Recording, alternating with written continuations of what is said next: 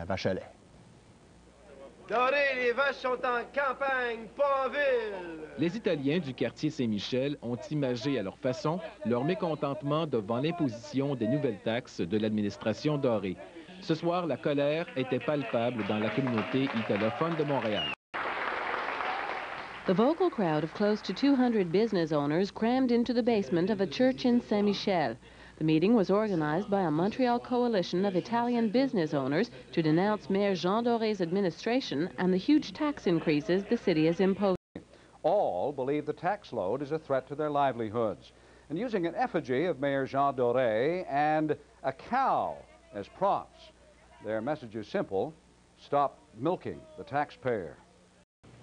Alors Gilles, qu'est-ce qui se passe là à l'hôtel de ville au moment où on se parle? Eh bien là, les manifestants semblent s'agiter un peu plus. Il y a des gens sur la tribune, comme vous allez le voir à l'instant, qui incitent tous les gens à manifester. Alors vous voyez ces images de gens qui bloquent complètement la rue Notre-Dame pour l'instant. Vous savez, on attendait beaucoup de personnes. C'est qu'il y a beaucoup de groupes qui se sont manifestés au sujet de la surtaxe. Par exemple, la communauté chinoise, la communauté italienne, la communauté grecque, la communauté portugaise annonçaient une vive contestation de cette taxe. To protest against their large tax hikes. Marilyn Weston is standing by live. Bill, this may well be a historic moment in the long-running battle between taxpayer and tax collector. There have been other protests by individual groups, but for this one, various groups and ethnic communities banded together to send a clear message to City Hall. Your taxes are killing the business community. You're going to throw them in front of City Hall. They've tried to deliver this message before. The Portuguese community held a news conference 2 weeks ago. Verdun merchants demonstrated earlier in front of their city hall. L'administration Doré, mais cette manifestation a dégénéré. Elle a même entraîné l'annulation de l'Assemblée du Conseil de ville et obligé une intervention de la brigade anti-émeute.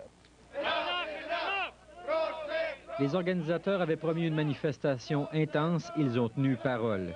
Après s'être massés devant l'hôtel de ville et y avoir laissé des milliers de clés, ils ont envahi le hall et littéralement défoncé la porte d'une mezzanine pour y prendre place. A crowd which grew to about 3,000 people had gathered earlier in front of City Hall. They flung keys on the stairs as a symbol of what tax hikes have done to their businesses. Quelques centaines d'entre eux ont envahi l'hôtel de ville, forçant la porte de la galerie de la salle du conseil. C'était comme les jeux du cirque, mais personne ou presque n'est venu dans l'arène. Un conseiller de l'opposition qui était pourtant avec eux a tenté de parler à une foule qui ne voulait rien entendre. Into a riot. The protesters forced City Council to cancel the meeting.